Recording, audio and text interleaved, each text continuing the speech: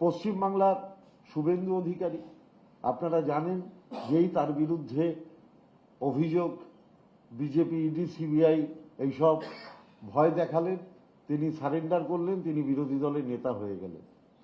এই যে বাংলায় নির্বাচন, দেখবেন এই নির্বাচনকে কেন্দ্র করে ইডি, সিবিআই তাদের তৎপরতা কত গুণ বেড়ে যাবে। অর্থাৎ ইডি, সিবিআই, জ্ঞানেশ কুমার যাই হোক আর কি, সমস্ত সরকারি যে প্রতিষ্ঠানগুলো ছিল, সম্মানজনক প্রতিষ্ঠানগুলো ছিল, সেই সমস্ত সরকারি প্রতিষ্ঠানগুলোকে যাদের একটি সম্মান ছিল, সেই সম্মানকে ধূলিসাৎ করে একটা হিটলারি কায়দায় ভারতবর্ষ পরিচালনা করবার একটা প্রয়াস চলছে। জয়দেব খার জয়নিংটা হচ্ছে তার একটা নতুন সংকলন। আপনাদের স্মরণ করিয়ে দিতে চাই, বাংলায় একটা প্রবাদ বাক্য আছে, রতনে রতন চেনে, পরেরটা আর বলছি না। বিজেপি সেই ট্র্যাডিশন সমানে চলেছে, অর্থাৎ ইডি, সিবিআইকে ব্যবহার করো বিরোধীদের বিরুদ্ধে এবং তাদের ভয় দেখাও, এবং তারা ভয় পেয়ে যদি সারেন্ডার করে তাদের বিজেপিতে নিয়ে এসে তাদের সম্মান দাও। এরকম অজস্র উদাহরণ ভারতবর্ষের রাজনীতিতে ছড়িয়ে ছিটিয়ে আছে। মহারাষ্ট্রের প্রফুল্ল প্যাটেল, তিনি যখন মন্ত্রী ছিলেন, বেসরকারি কোম্পানিগুলোকে এয়ার ইন্ডিয়ার যে সুযোগ করে দিয়েছিলেন, তার বিরুদ্ধে যখন তদন্ত শুরু হলো, যেই বিজেপিতে তিনি যোগ দিলেন, সঙ্গে সঙ্গে তিনি বিজেপির রত্ন হয়ে গেলেন। হেমন্ত বিশ্ব শর্মা, তার বিরুদ্ধে আর্থিক দুর্নীতির কেলেঙ্কারি ছিল, যেই তিনি বিজেপিতে যোগ দিলেন তিনি মুখ্যমন্ত্রী হয়ে গেলেন।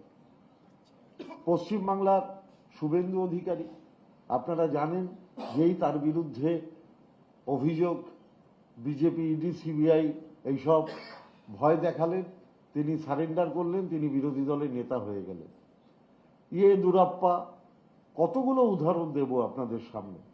আপনারা দেখুন, বিজেপি এমন একটি দল যেখানে আপনি যদি অপরাধ করে বিজেপিতে আশ্রয় নেন, তাহলে আপনাকে কোনো আর বড় উকিল ধরতে হবে না।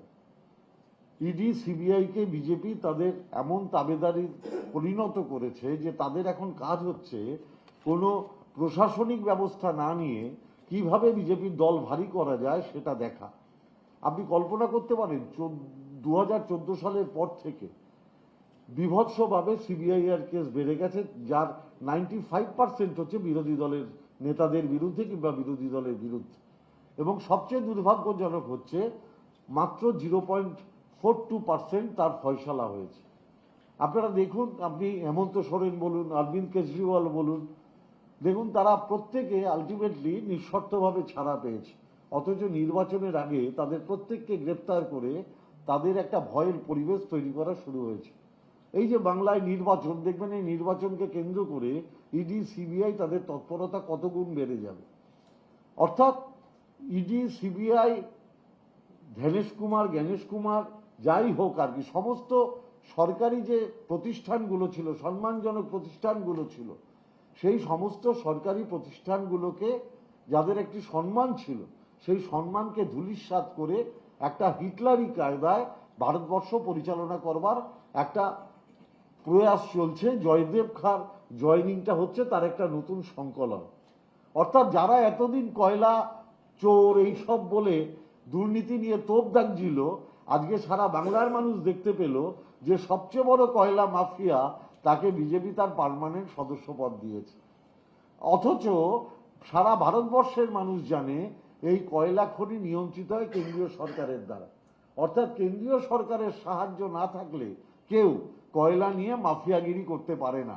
এবং একজন মাফিয়া যখন বিজেপিতে জয়েন করে, তখন বুঝে নিতে হয় যে বিজেপির সাথেই কয়লা মাফিয়া